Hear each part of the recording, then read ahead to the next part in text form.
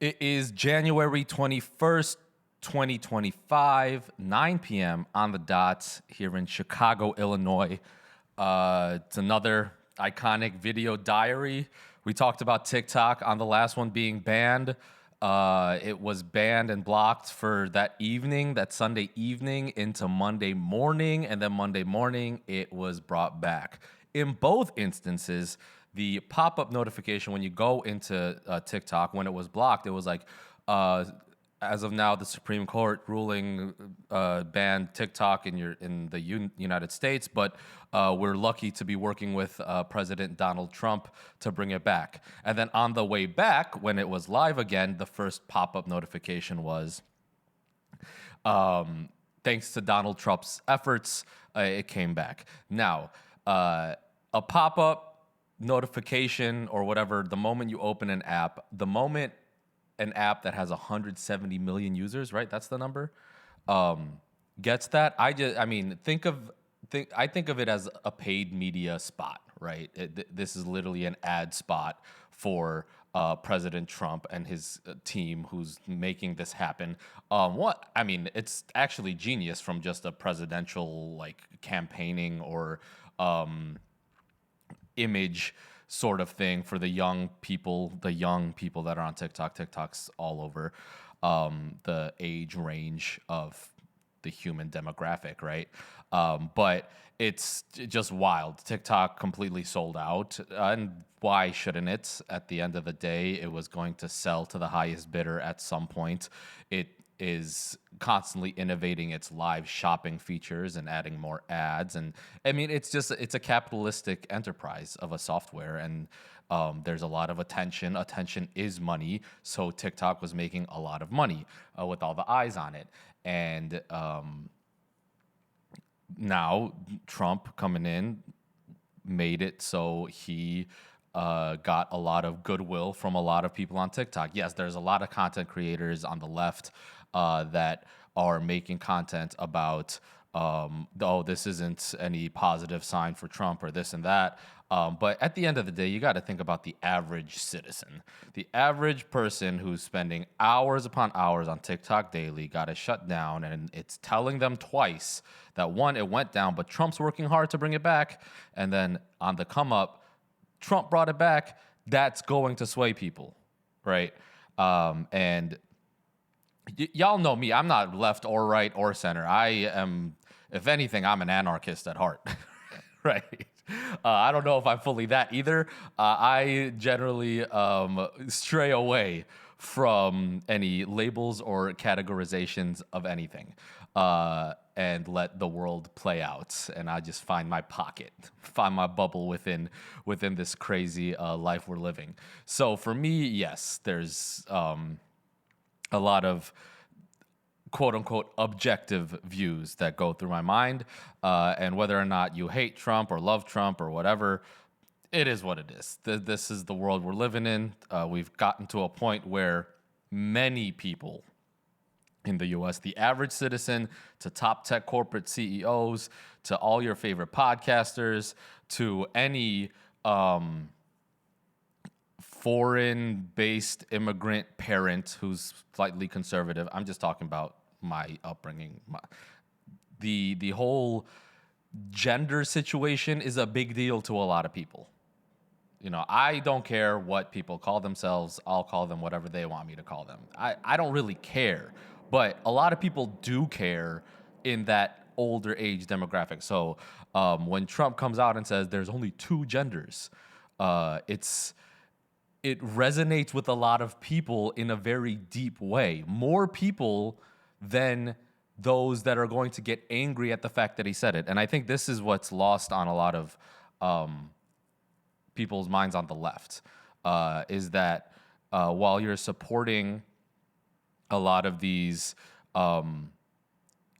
equality groups and quote unquote demographic minorities, the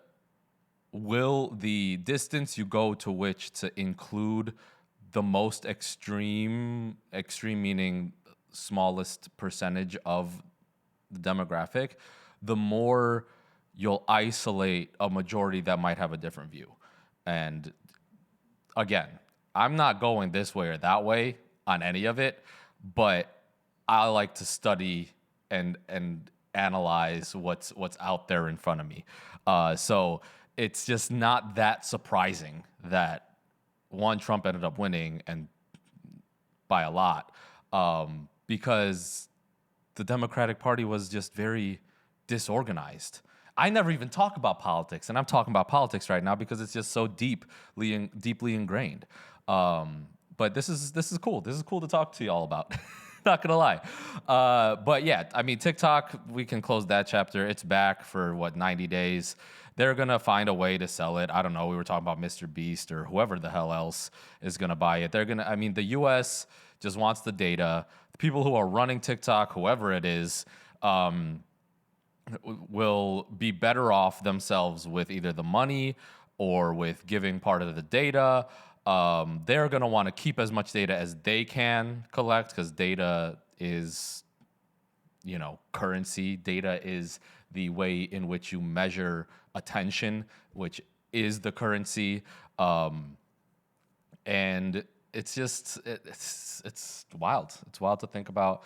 There was just no way that the amount of attention TikTok had was just going to dissipate without some sort of immense transaction. And the U.S. clearly just wanted the data. They don't care that China has the data or whoever has the data. I feel like because whoever's running it is still going to have the data in this time span. So they're cool with that. If the U.S. company buys it, will the data collected only be U.S. data? That's an interesting question. But I don't think it's a problem that another country has all this data. I think it's a problem for the U.S. that they don't have the data with this much attention being on it. And that's what they're trying to remedy. And, it's going to find a way. I thought TikTok would be down for a little bit longer. Anyone who I talked about before the ban, I was like, it'll get banned and then it'll come back maybe in a week, 2 weeks, maybe a month. But this makes sense too. This makes more sense actually to be able to keep it on and then figure it out in the meantime. It's interesting that Biden or the left let it go to Trump to give Trump all that goodwill with the bringing TikTok back situation. I don't know what those conversations were like. It's an interesting thing to think about. But yeah, moving on to a whole different topic. I don't even know what I'm going to talk about, but let's just go on to Harry was live today. That was super fun to watch. The live streams go crazy. Insane amounts of donations and super chats. Harry rapping the words that people send is just a moneymaker. Harry's freestyles also big attention grabber, right? It just locks you in. It locks him in. It locks everyone in, and it just keeps going and going. So, shouts out Harry and him kind of getting back on his feet slowly but surely. I'll be out in LA February 23rd for anyone in LA. Shouts out to you and hit me up, because I'll be there for a month before the Anomaly tour, and the Anomaly tour is going to go crazy. Shouts out Global Soundwaves, something I want to talk about. Check out my IG for a verse that I just dropped. Shouts out M. Wilson, who putting together the digital music and culture magazine.